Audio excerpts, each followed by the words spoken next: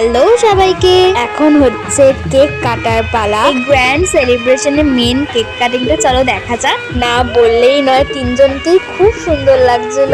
আর আদ্রিককে তো ভীষণ করে, আর ওর ড্রেসটা জাস্ট অসাধারণ। আরো কি সুন্দর করে কেক কাটছে, ওর কোনো ভয় নেই, কান্না নেই, একা একাই দু হাত দিয়ে কেক মাখামাখি করছে।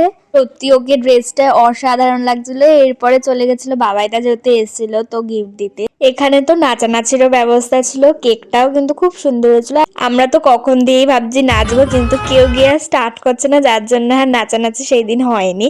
তো চলো এবার খেতে বসা যাক। প্রথমেই পাতে পড়ে গেল কাবুল রোল, গ্রিন চাটনি এবং স্যালাড। চলো টেস্ট করে দেখা যাক।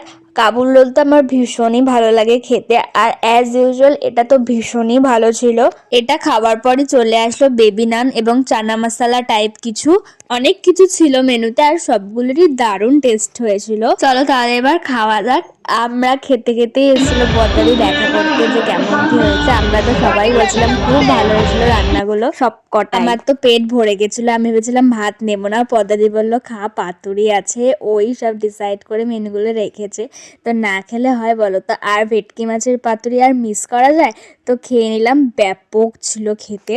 সাদা ভাত, লাউ পাতায় মোড়ানো ভেটকি মাছের পাতুরি খাওয়ার পরে তো চলে আসলো বাসন্তী পোলাও আর গরম গরম মাটন কষা। উফ, জাস্ট এই কম্বিনেশনটা ওয়াও লাগে খেতে। আমার মা যেরকম সাদা ভাত আর মাটন কষাটাই বেশি ভালো খায়, অনেকে অনেক রকমের খায়, দুটোই ভালো লাগে সত্যি কথা। তারপরে চাটনি ছিল, পাঁপড় ছিল, অনেক রকমের মিষ্টি ছিল, কিন্তু কিছুই খায়নি। লাস্টে পান খেয়ে আইসক্রিম নিয়ে চলো এবারে বাড়ি যাওয়া যাক। তার আগে একটু পেটটা তো প্রচন্ড ভরে গেছিল। সবাই মিলে চলে গেছিলাম লেমন সোডা খেতে। তো দেখতেই পাচ্ছ সব গুটিয়ে নিয়েছে, শুধু মকটেল কাউন্টারটা এখনো বন্ধ হয়নি, কারণ এখানে প্রচুর মানুষে খাচ্ছিল। এই ঠান্ডায় তাহলে বাড়ি যাওয়া যাক, আজকের দিনটা এভাবেই কাটালাম, বাই।